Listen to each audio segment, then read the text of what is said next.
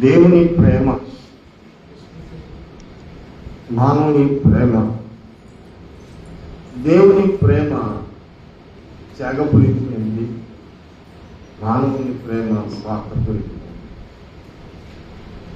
మానవుని యొక్క ప్రేమలో స్వార్థం ఉన్నది, కానీ దేవుని ప్రేమలో త్యాగం.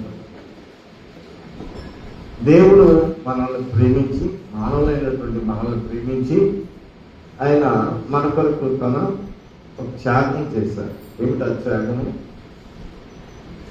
ప్రాణత్యాగం. ప్రాణత్యాగం మనందరి నిమిత్తము, అంటే మన రక్షణ నిమిత్తము, మన పాప విమోచన నిమిత్తము, ప్రాయశ్చిత్తము కలుగుటకై ప్రభువు తన ప్రాణమును మన కొరకు పెట్టారు. అది ప్రేమలో ఎంత కఠినమైనటువంటి స్థితి. ఈ ప్రేమ, దేవుని ప్రేమను అగాధ జలములు ఆత్మజాలము అని రాయబడింది. కనుక ప్రేమ అంటే మానవుని పరిధుల్లో ప్రేమ కాదు. దేవుని ప్రేమ అంటే దేవుని మనం చూడాలి, దేవుని దగ్గర మనం నేర్చుకోవాలి. మానవుడు ప్రేమ అంటే స్వార్థం, అంతలో ఉంటుంది. అంతలో కొంచెం ఏదైనా కొంచెము అన్నట్లయితే అప్పుడే ఆ ప్రేమ పోతుంది. కానీ యేసుక్రీస్తు ప్రభువులో ఉన్నటువంటి ప్రేమ అంతని దేవుడు ప్రేమ స్వరూపి.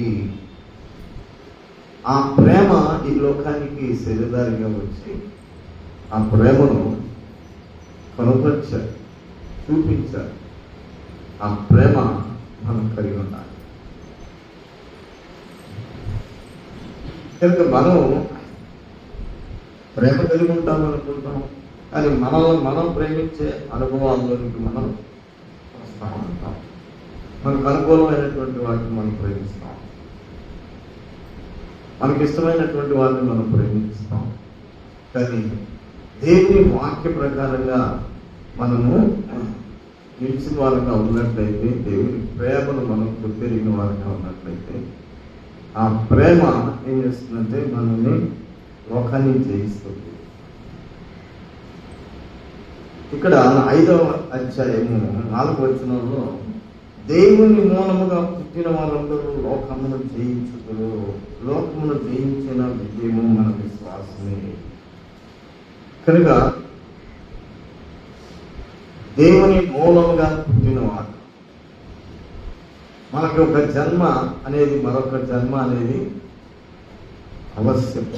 అది ఎట్లాగా అనేది, మరొక జన్మ జన్మించకపోతే లోకాన్ని మనం, లోకంలో ఉండి ప్రభా ప్రభా అన్నవాడు పరలోక రాజ్యంలోనికి చేరలేడు అని దేవుని మాట్లాడుతుంది. కనుక దేవుని మూలముగా పుట్టినవాడు అని ఇక్కడ స్పష్టంగా వ్రాయబడింది. ఆ పైన చూస్తే దేవుని మూలముగా పుట్టినవాడు పాపం చేయుడు చేయజాలడని కూడా రాయబడినది. దేవుని మూలముగా పుట్టినవాడు ఎవడను పాపం చేయడని ఎరుగుదుము. ఇప్పుడు మనం దీన్ని మనం గ్రహింపులోకి రావాలి. దేవుని వారంగా ఉన్నాం, జన్మించామని చెప్పుకుంటున్నాం. పాపము చేయడని ఎరుగుదుము. దేవుని మూలముగా పుట్టినవాడు ఎవడను పాపం చేయడని ఎరుగుదుము. మారుమనసు పొందినటువంటి వారు ఎవరైనా ఈ సాక్ష్యం చెప్పగలరా?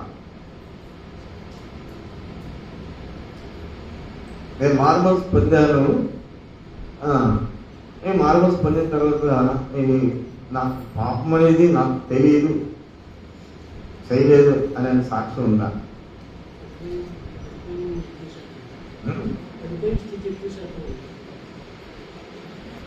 మరి ఎలాగా? పరలోక రాజ్యం లేదా? లోకాన్ని జయించలేమా? మరి అందరూ ఓడిపోయినట్టుగా లెక్క కదా. మరి దేవుని ఇప్పుడు దాకా దేవుని నామాన్ని అవమానపరుస్తున్నావా? దేవుడు విడిచిపెడుతున్నాడా? విడిచిపెట్టేస్తున్నాడా? మనం ఏదైనా ఒక పొరపాటు చేసావు అనుకోండి, నువ్వు అవసరం లేదు నాకు వెళ్ళిపో అంటావా లేదు? భార్య భర్తను కానీ భర్త భార్యని కానీ ఏదైనా ఒక చిన్న పొరపాటు జరిగింది అనుకోండి, నీటికి నువ్వు వెళ్ళిపో అంటే వదిలేస్తాం అన్న మనస్సు మనతో ఉంటుంది. కానీ దేవుడు అలాగ మనం వదిలేస్తే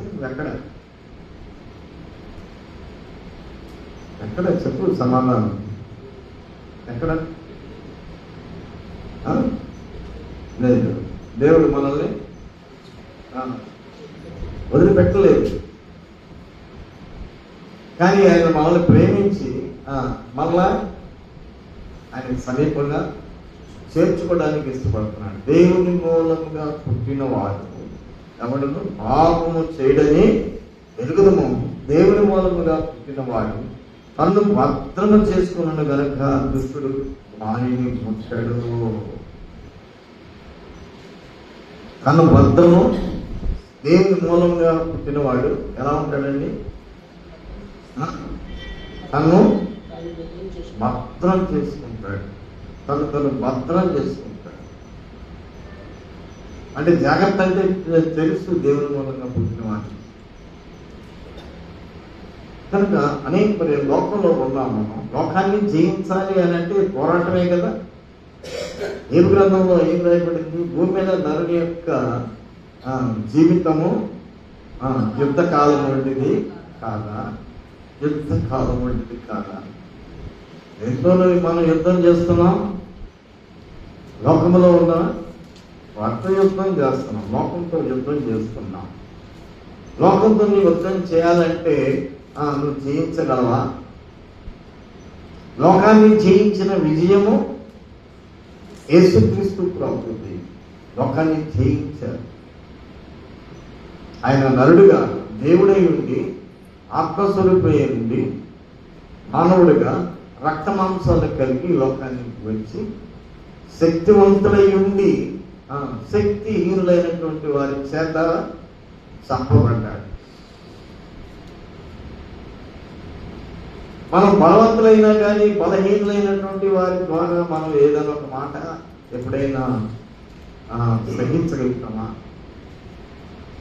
బలవంతులమై ఉండి, శక్తివంతులమై ఉండి, ధనవంతులమై ఉండి, అధికారం కలిగినటువంటి వారై ఉండి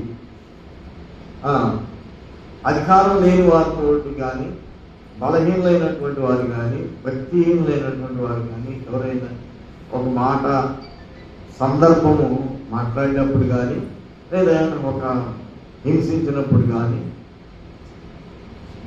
వ్యర్థమైన మాటలు మాట్లాడినప్పుడు కానీ మనం సహించగలుగుతామా? అందుకని కొన్ని విషయాల్లో మనం నేర్చుకోవాల్సింది చాలా ఉంది. సంఘం పెరగడం గొప్ప విషయం కాదండి. సంఘంలో ఉన్నటువంటి మనుషులలో సత్యము పెరగడం అనేది ముఖ్య విషయం. సత్యము పెరగాలి, ప్రేమ పెరగాలి. ప్రేమ ఎప్పుడైతే పెరుగుతుందో ప్రేమలో సత్యము ఉంది. యేసుక్రీస్తు ప్రభు దేవుడు ప్రేమ స్వరూపి రాయబడింది. యేసుక్రీస్తు ప్రభుని గురించి రాయబడిన మాట ఏంటి? ఆయనే సత్యము, ఆయనే జీవము, ఆయనే మార్గము. కనుక మనం ఒక క్రమం, ప్రభులకు వచ్చినటువంటి వాళ్ళందరూ కూడా క్రమానికి రావాలి. అక్రమము చేయవాళ్ళరా నా యొద్ద నుంచి పొండి. కానీ మనం ఒక క్రమం, ఒక మనిషి మోసం చేస్తాడు ఇక్కడ భూమి మీద. కానీ దేవుని మోసం చేయలేడుగా. మనిషిని మోసం చేయొచ్చు, కానీ దేవుని మోసం చేయలేడుగా. మానవుడి జీవితం ఎంతకాలం భూమి మీద? 70 సంవత్సరాలు అధిక బలం అయితే 80 సంవత్సరాలు ఆయాస ప్రయాస అది కూడా అని రాయబడి ఉంది. ఆ తర్వాత ఎక్కడ? ఆత్మ శాశ్వతంగా ఉండేది. ఈ లోకంలో భార్యాభర్తలు అనుకున్నా, కుటుంబం అనుకున్నా, ఒక కుటుంబముగా మనం ఉండవచ్చు, ఒక గ్రామస్తులుగా మనం ఉండవచ్చు, ఒక దేశానికి సంబంధించిన వాళ్ళుగా ఉండవచ్చు, ఒక భాషకు సంబంధించిన వాళ్ళుగా ఉండవచ్చు. నేను ఒకసారి మనం చనిపోయిన తర్వాత మనం ఏమైపోతాము, ఎలాగా వెళ్ళిపోతాము. ఎందుకంటే తీర్పు తీర్చేది దేవుడు. ఆ తీర్పులోనికి రాకుండా ఉండాలంటే ఈ లోకంలోనే మనము మన దోషము మనకు అంటకుండా ఆయన రక్తంలో కడగబడిన వారంగా ఉండాలి. అలాగ మనం చనిపోయామనుకోండి, పాపం అనేది నీ దోషమే నీకు శిక్షా కారణం అవుతుందని రాయండి. కనుక మన దోషము మనకు శిక్షా కారణం కాకున్నట్లుగా దేవుని యొక్క సన్నిధిలో నీవు బ్రతికున్నంత కాలము దేవుని యొక్క కృప మన మీద ఉన్నది కనుక కృపకాలం కనుక యేసుక్రీస్తు ప్రభు యొక్క రక్తములో నీ ప్రతి పాపాన్ని నీవు కడిగి పవిత్రపరుచుకొని నువ్వు పవిత్రుడు కావాలి. నువ్వు పవిత్రుడు కావాలి. అందుకు దేవుడు నా రక్తం నీకు ఇవ్వను అని అనడం పాపుల కొరకే. నీతిమంతులను పిలవడానికి నేను రాలేదు, కానీ నీ పాపులను పిలవ వచ్చి తిని అని అన్నాడు. కనుక మనం నీతిమంతులు కావాలి అని అంటే యేసు ప్రభు మనకు కావాలి. యేసు ప్రభు దగ్గర వెళ్ళి అంటే ఆ రక్తం మనకి ఎలాగ వస్తుందంటే నీ కన్నీటి ప్రార్థన. ఆయన రక్తాన్ని కార్చాడు, నీ కన్నీరు కార్చవలసిన అవసరం. కనుక నీ కన్నీటి ప్రార్థన ఏం చేస్తుందంటే ఆయన రక్తము నీ పాపాన్ని కలుగుతుంది.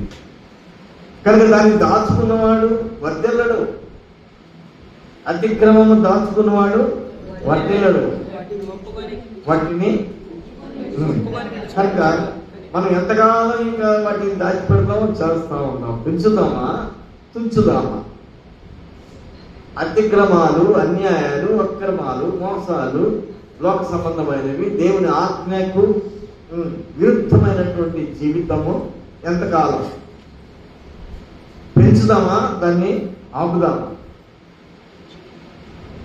చెప్పండి. ఒక చిన్న సాక్ష్యం ఇప్పుడు విన్నాం మనం. ఆ కంటిలో నరాలు మన కనపడు, కంటిలో నరంలో వచ్చే రక్తం ఏమవుతుందంట, స్ప్రెడ్ అవుతుంది, ఉంటుంది. అది అలా ఉండకూడదు. అలా ఉంటే కన్ను ఏమైపోద్ది, కనపడకుండా పోతుంది. అయితే దేవుని సన్నిధి ఒక నమ్మకంగా వచ్చి ప్రార్థన చేసుకుంటున్నారు. ఆ ప్రార్థనలో ఆ అంశం పెట్టుకుంటారు, పెట్టుకుంటారు. తప్పనిసరిగా మన సమస్యను దేవుని సన్నిధిలో పెట్టుకుంటున్నాం కదా. ఎవరి ద్వారానైనా, ఒక డాక్టర్ ద్వారా, ఒక మంచి ఒక విశ్వాసి ద్వారానైనా, లేకపోతే ఎవరి ద్వారైనా దేవుడు నాకు ఒక మేలు చేశాడు అనే నమ్మకం, విశ్వాసం. ఆ తర్వాత చూస్తే అది లేదని సాక్ష్యం. కనుక ప్రియులారా, దేవుడు అన్యాయస్తుడు కాదండి. ఆయన అన్యాయం చేయటం అసంభవం. మనుషులు అన్యాయం చేస్తారు కానీ దేవుడు అన్యాయం చేయడు. కనుక దేవుని యొక్క విశ్వాసం ఉంచగలిగితే ఎలాంటి సమస్య అయినా సరే ఆ సమస్యగా ఉండదు. కనుక దేవుని యొక్క రండి. ఎలా రావాలి? సమస్యను తీసుకొని రండి. ప్రభు దగ్గరికి వచ్చిన వాళ్ళు సమస్యను తీసుకొచ్చారా లేదా? సమస్యను తీసుకొచ్చిన వాళ్ళు బాగుపడ్డారు. ప్రభువుని విమర్శించడానికి వచ్చిన వాళ్ళు సమస్యలు పడ్డారు. సమస్యను తీసుకొచ్చిన వారు ఏం చేశారు? వాళ్ళు స్వస్థత పొందారు, సమాధానాన్ని సంపాదించుకున్నారు. కానీ విమర్శించడానికి వచ్చిన వాళ్ళు వాళ్ళే సమస్యల్లో పడిపోయారు. కనుక ప్రియులరా, మనిషిత్వంలో దేవుడు ప్రేమాస్వరూపి. ప్రేమను సంపాదించుకోవడానికి ప్రయాసపడుదాం. కొరింథీయులకు రాసిన పత్రిక 14వ మొదటి వచనంలో ఏమంటారంటే, ప్రేమను కలిగి ఉండటకు ప్రయాసపడుడి. ప్రేమ అంటే ఏంటంటే దేవుడే. ప్రేమ కలిగి ఉండటకు ప్రయాసపడుడి. ప్రేమ ఎప్పుడైతే మనం కలిగి ఉండటకు ప్రయాసపడతామో అప్పుడు ఏం జరుగుతుంది? ప్రేమ కలిగి ఉండటకు ప్రయాసపడుడి అనేది వ్రాయబడింది కదా. మనం ప్రేమను కలిగి ఉన్నట్లయితే ప్రేమ ఏం చేస్తుంది? ప్రేమలో ఏముందండి? ప్రేమలో ఏముంది? క్షమాపణ ఉన్నదా లేదా? ప్రేమలో క్షమాపణ ఉన్నది. ఆ ప్రేమను గురించి జాగ్రత్త రాశాడు పౌలు. ప్రేమలో క్షమాపణ ఉన్నది కనుక క్షమించలేనివాడు ప్రేమ లేనివాడు. క్షమించలేనివాడు ప్రేమ లేనివాడు. కొందరు ఏం చేస్తారంటే తన తప్పు నాలో తప్పు లేకపోయినా కానీ తన తప్పుగా భావించి క్షమాపణ అడుగుతారు, క్షమించమని. అతడు తను క్షమించలేని మనసు గలవాడు ఏంటంటే నేను క్షమించలేను, క్షమించను అని అంటాడు. అతనిలో తప్పు లేదు కానీ క్షమాపణ తను దిద్దుకోవడానికి క్షమాపణ అడుగుతున్నాడు. నేను క్షమించలేను అని అన్నాడు. ఇప్పుడు ఎవరు గొప్పవాళ్ళు అవుతారు చెప్పండి? ఎవరు గొప్పవాళ్ళు అవుతారు? క్షమించమని మనం నీళ్ళు తప్పు లేకపోయినా నువ్వు క్షమించమని అడగొచ్చు కదా. గొప్పవాడు కావాలండి ఏమని అడగొచ్చు కదా. తప్పున్నా కానీ క్షమించమని అడగటం రావట్లేదంటే ఎంత కఠినమైన హృదయంతో ఉన్నాము. తప్పులు ఉన్నాయి, క్షమించమని అడిగితే నేను క్షమించలేను అని అంటే దేవుని వాడు కావాలి. ఎందుకంటే దేవుడే క్షమించాడు కదా. దేవుడే క్షమించాడు కదా. నువ్వు క్షమించలేకపోతే దేవుని వాడు కాదు. అదే దేవుని ఆత్మ నీలో ఉన్నట్లయితే క్షమిస్తావు.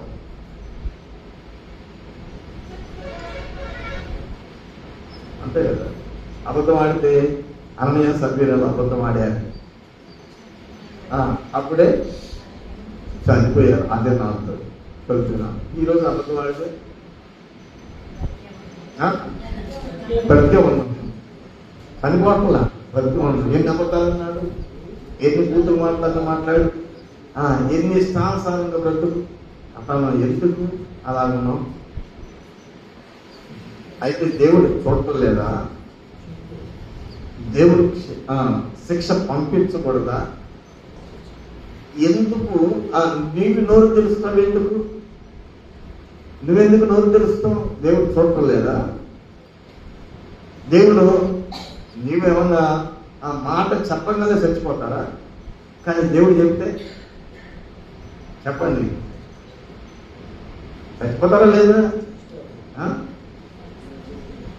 ఒక్క రోజు ఒక్క దూతను పంపిస్తే 1,85,000 మంది చచ్చిపోయారు. అవునా కదా? మరి మనం మాట్లాడి మనం పాడు చేసుకుంటున్నావా? నోరు లేదా? అంటే వ్యర్థమైన మాటలు మనం మాట్లాడి అంటే ఒకరు తప్పు చేస్తున్నారు, ఒకరు తప్పు చేయట్లేదు. తప్పు చేయని వాడు తప్పు చేసిన వాడిని చూసి మాట్లాడాలా మాట్లాడకూడదు? న్యాయం కదా? చెప్పండి. దేవుడు మాట్లాడా?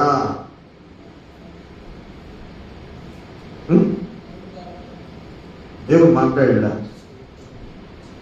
మరి దేవుడి కంటే గొప్పవాడు వాళ్ళు మాట్లాడటానికి. ఇక్కడ అర్థమైందా? అవునండి. నువ్వు సహించుకోలేకపోతున్నావు, ఓర్చుకోలేకపోతున్నావు. దేవుడు సహనము కలిగిన వాడు, ఓర్పు కలిగిన వాడు. నువ్వు ఓర్పు కోసం దేవుని దగ్గరికి వస్తున్నావు, సహనం కోసం దేవుని కోసం వస్తున్నావు. ఉన్న సహనాన్ని పోగొట్టుకుంటున్నావా? వచ్చేది దేవుని దగ్గరికి ఏంటి? జబ్బును పోగొట్టుకోవడానికి వైద్యం దగ్గరికి వెళ్తున్నావు. అక్కడ కసెట్ కూర్చోయ్యా అని అంటే ఆ సహనాన్ని ఓడిపోయి జబ్బును ఎక్కువ చేసుకుని వస్తున్నావా, లేకపోతే జబ్బును పోగొట్టుకోవడానికి వెళ్ళావా? అవును. పిల్లలు మానసికంలో దేవుని దగ్గరికి వస్తున్నాం, పోతున్నాం. ఏం సంపాదించుకుంటున్నావు? దేవుడు ఉన్నాడు, దేవుడికి అప్పగించు. నేను ఒక మాట అక్కడ చెప్పాను. మోషే సాత్వికుడు, మిక్కిలి సాత్వికుడు. దేవుని ఇల్లంతట్లో నమ్మకస్తుడు. దేవుని ఇల్లంతట్లో నమ్మకస్తుడు. అయితే ఎంత చికాకు పెట్టారంటే ఇశ్రాయేలీలు, ఎంత బాధ పెట్టారంటే అంత బాధ పెట్టారు. నీళ్ళు లేవు, ఏమి లేవు. ఈ సవిశానం లేనటువంటి ఈ అన్నాన్ని ఏమి మేము ఇలాగ అయిపోయాం, మమ్మల్ని సమాధి లేవని ఇక్కడికి తీసుకొచ్చారా, ఏమేమి మాటలు మాట్లాడారు. వీళ్ళు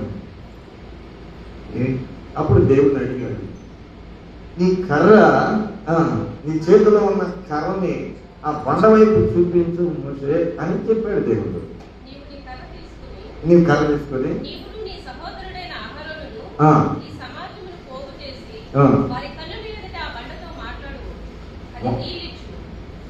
వాళ్ళతో బండతో మాట్లాడము, నీరిచ్చు. మరేం చేశాడు?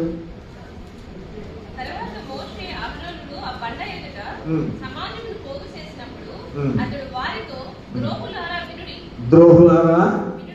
ఎందుకని? దేవుడు అంతానికి అర్హత ఉన్నవాడు ఏమంటున్నాడు? అన్ని గొప్ప కార్యాలు చేసి ఐగుప్తి బానిసత్వం నుంచి బయటికి తీసుకొచ్చి 400 కొన్ని 30 లక్షల మందిని 400 సంవత్సరాలు బానిసత్వంలో ఉన్న వాళ్ళ బయటికి తీసుకొచ్చి వాళ్ళని పోషిస్తూ ఆకాశం నుంచి మన్నాన్ని కురిపిస్తూ వాళ్ళకి భోజనం పెడుతూ మన తినే చెప్పొస్తే మన వస్తే కదా, మన తినే కూరగాయలకి, మన తినే రైస్కి జబ్బులు వస్తున్నాయా లేదా? వస్తున్నాయా?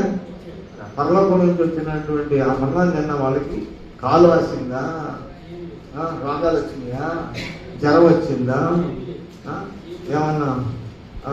ఎన్ని సంవత్సరాలు? 40 సంవత్సరాలు. ఏమంటున్నారు వాళ్ళు?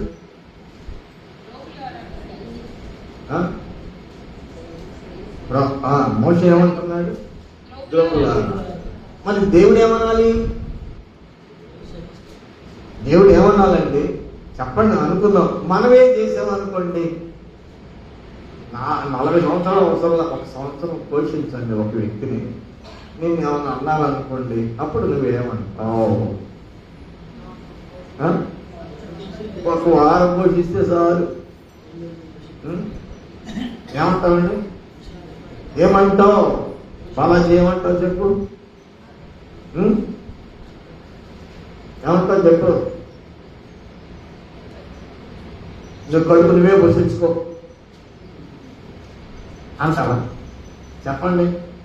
నీ కడుపు నువ్వే పోషించుకో, నీ తిండి నువ్వే సంపాదించుకో అనంటాం. మనుషునికి అంత ఓర్పు లేదు. అన్ని సంవత్సరాలు బానిసత్వం నుంచి బయటకు తీసి 30 లక్షల మందికి ప్రతి దినము ఆహారం ఇస్తుంటే, ఆ నీరు ఇస్తుంటే తాగుతూ వాళ్ళకి కాళ్ళు వాయలేదు, జబ్బులు రాలేదు, పక్కలు తినగలేదు, ఏమి తక్కువ కాలేదు. ఏమి తక్కువ కాని వాళ్ళు ఏం చేస్తున్నారండి? ఏమంటున్నారండి? ఎంత కృతజ్ఞతగా ఉండాలి చెప్పండి. ఎంత కృతజ్ఞతగా ఉండాలి? ఎంత కృతజ్ఞతగా ఉండాలి? కృతజ్ఞత అంటే తెలియనటువంటి వ్యక్తులుగా దేవుని యొక్క ప్రతినిధి ప్రవక్త అయినటువంటి మోషేతో మాట్లాడుతున్న మాట ఏమన్నారు? సంసారం లేనటువంటి సమాధులు లేవని ఇక్కడికి తీసుకొచ్చారు. దేవునికి చెప్పుకుంటే దేవుడు ఏమంటున్నాడంటే, ఆ పండతో మాట్లాడయ్యా, నువ్వు వాళ్ళతో సమాజంలో చూసి ఆ పండతో మాట్లాడండి అని అన్నప్పుడు ఈయనేమంటున్నాడు? ద్రోహులారా. మధ్యలో ఏం పెట్టాడండి? ఏం పెట్టాడు? మన సొంత నిర్ణయాలు కొన్ని పెట్టామంటాడండి. చెప్పండి. ద్రోహులారా అంటే ఏమన్నాడు? ద్రోహులారా వినండి చెప్పారు. నీళ్ళు రాలేదా? నీరు రక్షించవలనా అని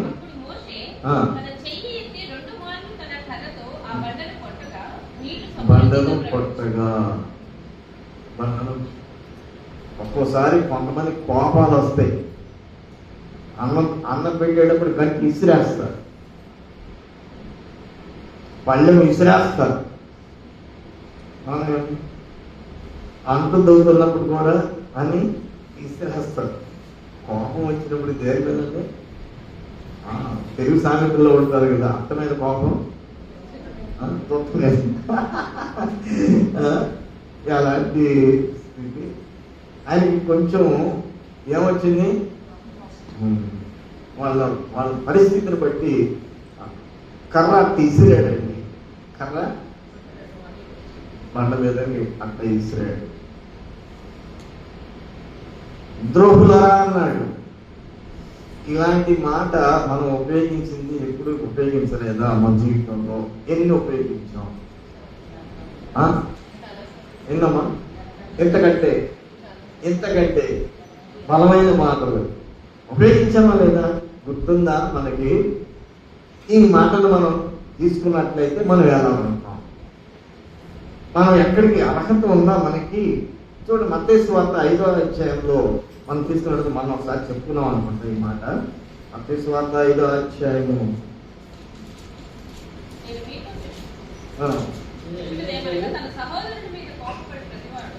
చూడండి, 5వ అధ్యాయము 22వ వచనం.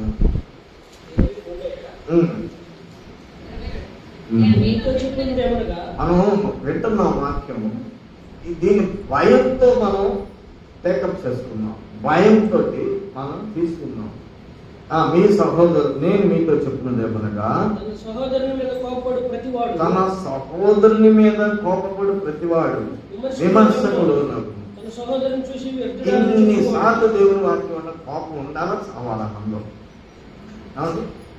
ఏ విషయంలో కోపం రెచ్చగొడుతున్నా కానీ ఇశ్రాయేలీయులు దేవునికి కోపాన్ని రేపుతున్నారా లేదా, రెచ్చగొడుతున్నారా లేదా? ఏమండి? అయినా కానీ ఆయన ప్రేమ చూపిస్తున్నాడు. నీలో ప్రేమ ఉంటే కోపం సచ్చిద్దా ఉందా? చెప్పండి. చెప్పటానికైతే చెప్తున్నాను, నేను కూడా అలాంటి వ్యక్తినే కదా, అవునా కదా? వాక్యాన్ని బట్టి మనం సరే అవ్వాలి. ఇక్కడ ప్రతివాడు విమర్శకుడు అనుకును తన సహోదరుని చూచి వ్యక్తుడా అని చెప్పువాడు మహాసముద్రుడు, ద్రోహి అని చెప్పువాడు నరకాగ్నిలో. ఏమంటారు? వ్యర్థుడా అనకూడదంట. అతను ఏ శ్రేష్టతలో ఒక వ్యక్తిని చూసి వ్యర్థుడా అనకూడదంట. వ్యర్థుడా అనే మాట తప్పుగా ఉంటుందా? మనం మాట్లాడే మాట వ్యర్థుడా అంటే తప్పుగా ఉంటుందా? చిన్న చిన్న మాటలకే ఇంత అగ్గి పొలం గీసి వాణి దగ్గర పెట్టినట్టు డొంగి పెట్టేస్తున్నారండి. చిన్న ఒక అగ్గి పొల తీసుకుని గీసి ఏం చేస్తున్నారు? వాణి దగ్గర పెట్టేస్తున్నారు. చిన్న మాట ఏదన్నా వచ్చిందనుకో ఊరంతకి వెళ్ళిపోతుంది. ఎక్కడికి? ప్రియమైన ఓర్పేది నీకు? ఓర్పు ఎక్కడుంది? వ్యర్థుడా అన్న మాట అన్న వానికి ఏమంట? మహాసభలు. ద్రోహి అంటే నరహాగ్ని. ఏమన్నాడండి మోషే ఇక్కడ? ఏమన్నాడు? ద్రోహులారా అని అన్నాడు. ద్రోహులారా అన్న మాటకి ఇప్పుడు ఏంటి ఈయనకి తీర్పు?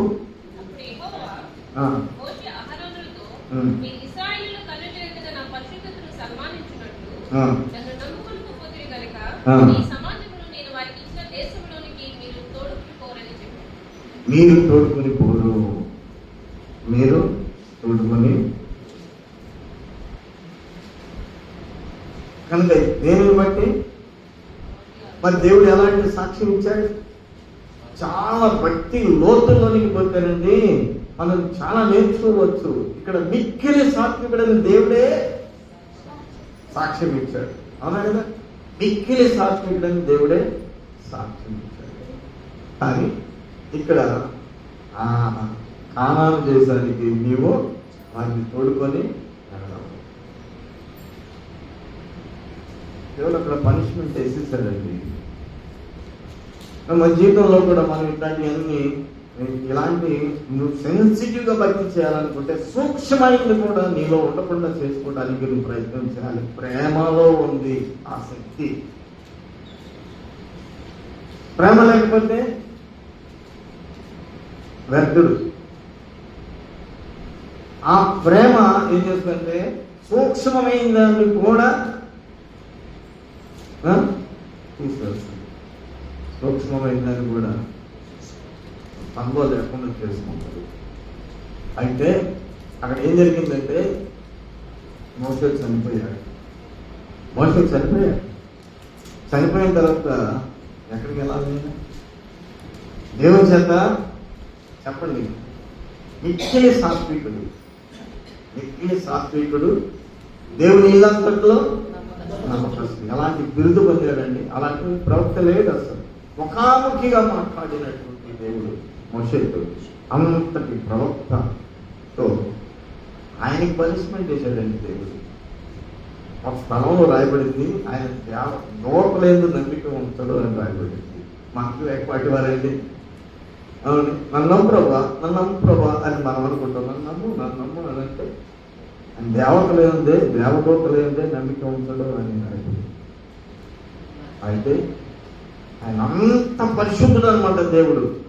అంత పరిశుద్ధమైన దేవుడు మోషకి శిక్ష వేశాడు. ఆ శిక్ష కానాలు వెళ్లకుండా అయిపోయింది. అయితే ప్రవేశించే వాళ్ళంతా కదా. కానీ ఎవరు వెళ్ళారు? కాలేబు యెహోషువ వాళ్ళు ఇద్దరు వెళ్ళారు కానాను దేశానికి. వీళ్ళంతా చనిపోయారు. సరిగిన వాళ్ళంతా మధ్యలోనే 40 సంవత్సరాల్లో రాలిపోయారు. ఆ పుట్టిన పిల్లలు పెద్దవాళ్ళు అయిపోయారు. వాళ్ళ సైన్యము ఆ కానాను దేశానికి చేరింది. చనిపోయిన తర్వాత ఎవరు వచ్చారండి? మోషే చనిపోయినాక చూడండి, యోనా పత్రికలో రాయబడింది అన్నమాట. యోనా పత్రిక 9వ వచనం. అయితే ప్రధానదూతైన మిఖాయేలు అపవాదితో వాదించుచు మోషే యొక్క శరీరమును గురించి తర్కించినప్పుడు దూషించి తీర్పు తీర్చ తెగింపక ప్రభు నేను దర్శించుకున్నాక తీర్పు తీర్చేసే వస్తాం. ఇక్కడ ప్రధాన దూతను మిఖాయేలు అక్కడికి వచ్చింది. ఎక్కడికి వచ్చింది? మోషే చనిపోయిన దగ్గరికి అక్కడికి వచ్చింది. దూతలు మనం చూస్తాం ఏమండి. అప్పుడే ఇంకొకడు వచ్చాడు. ఎవరు? అపవాది కూడా వచ్చాడు. అపవాది రావాలని అసలు ఏంటండి? అపవాది ఎందుకు రావాలి? అపవాది రావాల్సిన పని వచ్చింది. ఏదో చిన్న తీసుకొచ్చాడండి. ఏది? చిటుకు తీసుకొచ్చాడు. బైబిల్ పరిశుద్ధమైంది కదా, నువ్వు పరిశుద్ధుడు కదా, ఆయన ద్రోహి అని అన్నాడు కదా, మరి నువ్వేం తీర్పు తీరుస్తావు? చిన్న తీసుకొచ్చాడు, జ్ఞానం తీసుకొచ్చాడండి. నువ్వు చిన్న నేరం ఇలాంటి చూడండి, నాకేం చూడండి, మాట కాదు క్రియారూపమైనటువంటి జీవితాన్ని నువ్వు జరిగించి దాచుకోవడానికి నువ్వు ఇష్టపడుతున్నావేమో. దాచావా? చెప్పండి.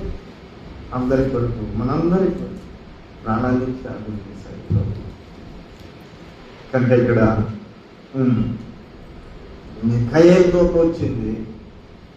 ఒకవేళ అనుకున్న దూతలతో మిఖాయేలుతో రావచ్చు. ఎందుకంటే దరిద్రుడు చనిపోయినప్పుడు ఆ దేవదూతలతో తీసుకొని వెళ్ళారని రాయబడింది కదండి. అందుకని వచ్చి ఉంటారు, దేవదూతలు వచ్చి ఉంటారు, మిఖాయేలు ప్రధాన దూత కూడా వచ్చి ఉంటారు, ఈలో అపవాది కూడా వచ్చి ఉంటారు, అపవాది అనుచరులు కూడా వచ్చి ఉంటారు. అవునా కదా? వాళ్ళు మనకు కనపడతారా? కనపడరు.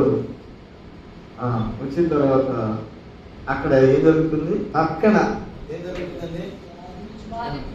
9వ వచనంలో మనం చూస్తున్నాం. అపవాదితో వాదించుచు మోషే యొక్క శరీరమును గురించి తర్కించినప్పుడు దూషించి, అంటే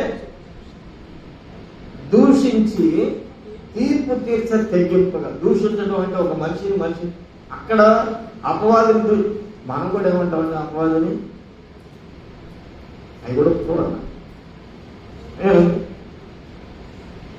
పొర అపవాది సేవికోట అప్పో చిపో సైతానప్పో అట్లా ఇట్లా ఏదో అంటాం కదా.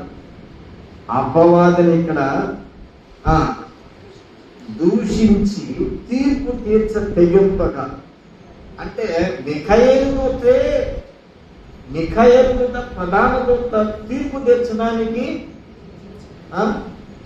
ముందుకొచ్చిందా చెప్పండి. తెగించక అంటే దూషించి తీర్పు తీర్చ తెగింపగా. మనం జడ్జిమెంట్ చేస్తామండి, మనం జడ్జిమెంట్ చేస్తామా లేదా? మన జడ్జిమెంట్ ఉంటుందా లేదా? మనం అప్పుడప్పుడే జడ్జిమెంట్ చేసేస్తాం. నేర్చుకున్నామండి భక్తి విధానం. మాట ఒక్కొక్క మాటలో ఉన్నటువంటి ఆ లోపైన పదాలు పట్టుకుందాం మన జీవితానికి. ఇది మొదలుకొని మనం ఏమైనా చేద్దామా?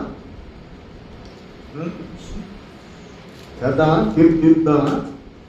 దూషించి అంటే దూషించినప్పుడే నేరస్తుడు అవుతున్నాడు కదా ఏమ్మా. దూషించినప్పుడు నేరస్తుడు అవుతున్నాడా లేదా? దూషించినప్పుడు నేరస్తుడు. దూషించి తీర్పు తీర్చ తెగింపక అది తక్కువ వచ్చింది. ఎవరికి? మిఖాయేలుకి. అంటే దేవదూతల ప్రధానుడికి అపవాది ప్రధానుడికి ఇద్దరికి వచ్చినప్పుడు అటు సైన్యం ఉంది ఇటు సైన్యం ఉంది. ఇద్దరు మాట్లాడే తీర్పు తీర్చ తెగింపక. ఎవరికి అప్పగించాడండి? ప్రభు నిన్ను గద్దించునుగా. ఎవరికి అప్పగించారు? రెగ్యులరా నేర్చుకుందామండి. ఈ రోజు నుంచి ఈ పాయింట్ పట్టుకోండి. ఈ పాయింట్ పట్టుకోండి. దేవుడు నిన్ను గద్దించునుగాక. దేవుడు నిన్ను గద్దించునుగాక. మనసులో కంఠస్థం పెట్టామని చెప్పండి. చిన్నపిల్లలు కంఠస్థం పెట్టి అప్పు చెప్పమంటే అప్పు చెప్పేస్తారు. నీ మనసులో పెట్టుకో. దేవుడు నిన్ను తీర్పు తీరుస్తావా లేకపోతే ఈ మాట అంటావా? ప్రేమలో ఏముందండి? ప్రేమలో ఏముంది? ఆ జాతితో చదవండి. 11వ అధ్యాయం. సహనం ఉంది. ఎంత సహనం ఉందో, ఎంత ఓర్పు ఉందో, ఎంత తగ్గింపు ఉందో. తగ్గించలేదు. తగ్గించగా దేవుడు నీకు తీర్పు చేయించునుగాక. నిన్ను గద్దించునుగా. ప్రభు నిన్ను గద్దించునుగాక అని. పిల్లల మన జీవితంలో మనం కూడా వాదన ఎప్పుడు వచ్చిందా? మనం వాదించడానికి వెళ్తాం, తర్కణ చేయడానికి వెళ్తాం, ఎన్నో మాటలు మాట్లాడతాం. ఆ మాటలన్నీ కూడా ఏమైపోయి ఉన్నాయి? మరి భక్తులైనటువంటి వారు అలా ఉన్నారా? మోషే కానాను దేశాన్నిచ్చారు. పరలోకానికి చేరాడా? అమ్మో, మోషే పరలోకానికి అలాంటి అంత భక్తులే మోషే పరలోకానికి చదవలేదు కనుక మనలాంటి వాళ్ళు ఏం చేస్తామండి? మనం చేసే భక్తి అంతా ఇంకా ఏ పడింది అని అనుకుంటాం కదా. మనం పరలోకానికి కాదా మోషే? పనిష్మెంట్ జరిగిందా లేదా? ఏమిటి ఆ పనిష్మెంట్?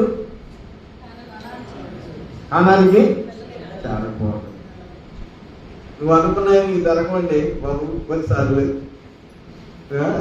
నువ్వు అనుకున్నాయి నీకు జరగవు. ఆదివారం ప్రార్థనకు రాకుండా వెళ్ళిపోయి ఏదో చేస్తా. ఎవరో ఏదో పెద్ద కోడి పిల్లని ఎత్తుకుపోయిందంటే నువ్వు సంపాదించే కోడి పిల్లని అర్థొచ్చింది. లేకపోతే నీ చిల్లు చేతులు వేస్తావు. నేలతో వరకు కూర్చున్నటువంటి నీరు ఎత్తగలవా? నేలను వలకపోసిన నీరు ఎత్తగలవా? చిల్లులో వేసిన ధనం గద్ద వచ్చి కోడి పిల్లని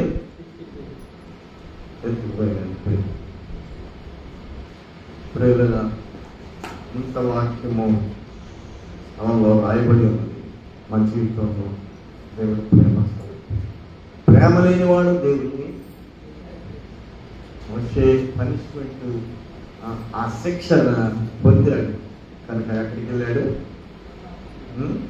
ఎంత త్యాగశీలో చూడండి, ఎంత త్యాగశీల అంటే మోషే తను చదువుకున్న సకల విద్య ప్రవీణత కలిగిన ఐగుప్తు విద్యలన్నీ కూడా నేర్చుకున్నటువంటి మోషే గొప్ప ఆర్కిటెక్చర్ ఆయన.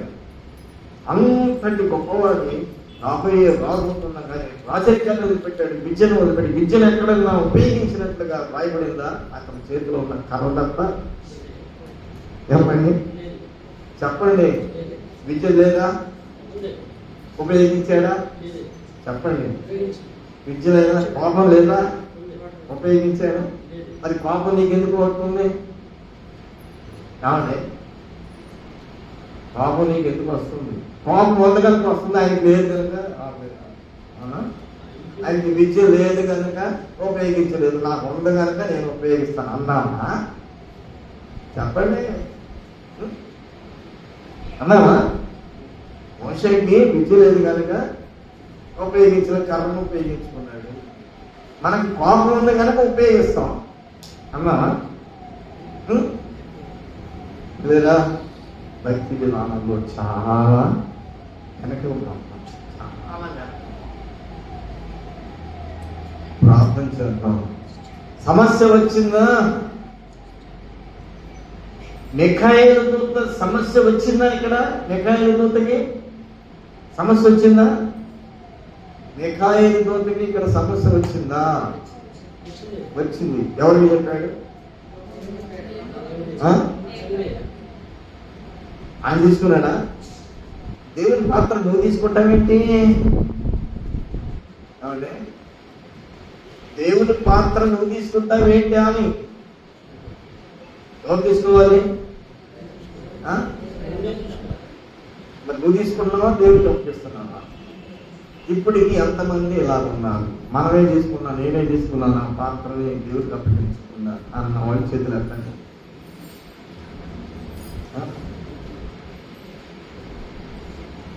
ఇప్పటి నుంచి అయితే నేను తీసుకోను, దేవుడికి అప్పగిస్తాను అనుకున్న వాళ్ళు చేతులు ఎత్తండి. నిజమేనా?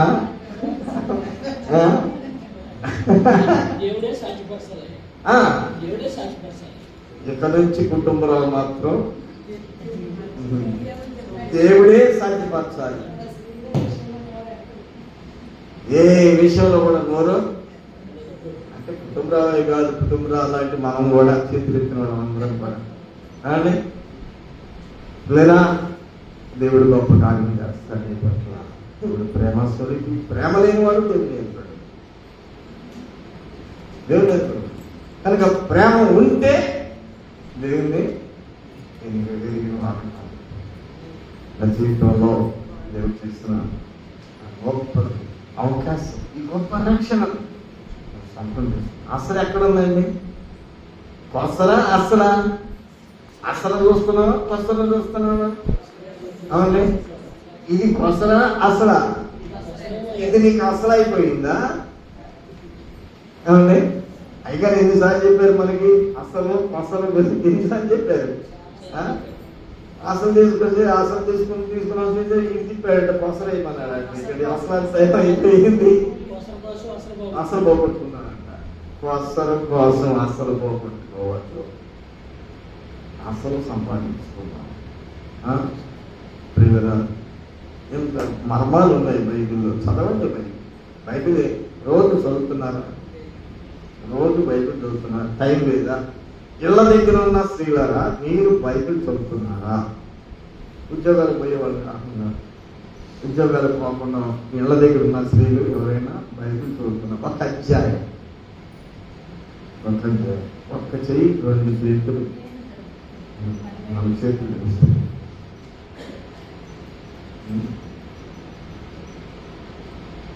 రోజు చదవాలి కదా.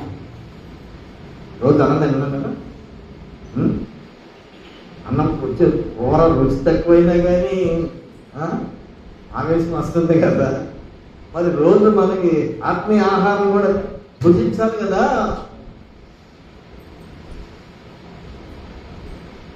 ఏదో ఒక రీతిగా సమయాన్ని చూసుకున్న ఆత్మీయ ఆహారాన్ని సమయం చూసుకుని ఏదో ఒక రకంగా శరీరాహారాన్ని తింటున్నావా లేదండి?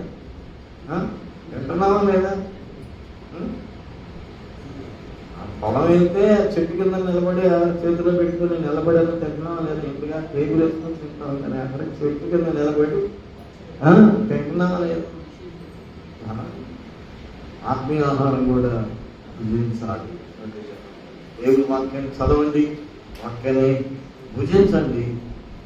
ఆధ్యాత్మికమైనటువంటి గొప్ప కార్యాలు నీవు సంపాదించుకున్నావు. ప్రేమ సంపాదించుకోవడానికి డబ్బు ఎందుకండి? డబ్బు అని మన వివాదాలు తెచ్చిపెట్టారు, గొడవలు తీసుకొచ్చింది. అది అనిపించాను, నాకు అనిపించాను అని అంటారు కదా.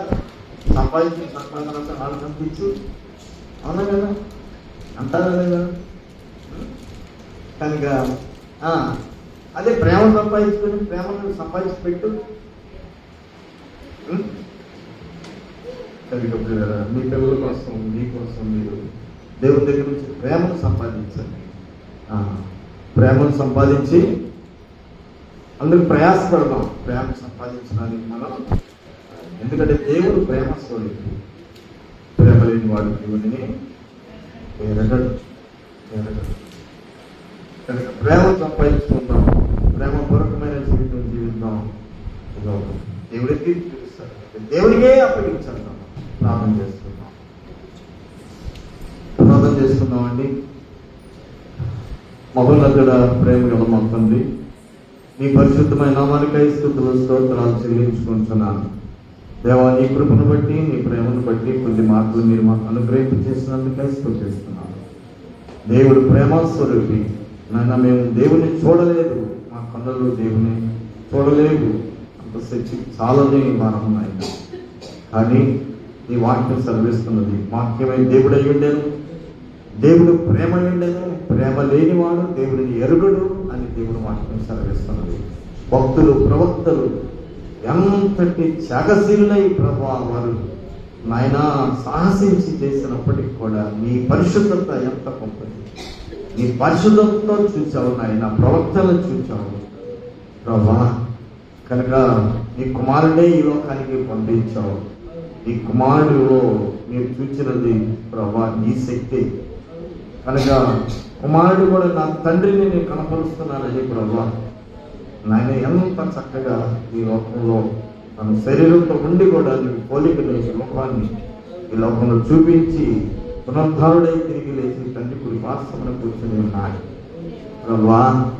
ఎవరిని మేము గద్దించడానికి తగిన వారు కాదు, తీర్పు తీర్చడానికి తగిన వారు కాదు.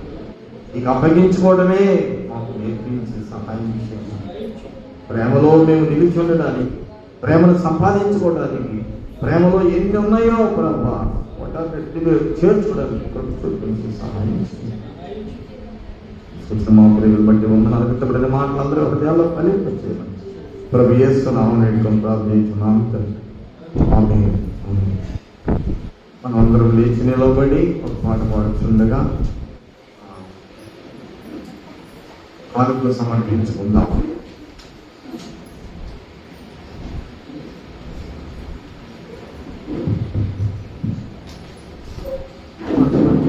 కానుకలు సమర్పించుకుందాం.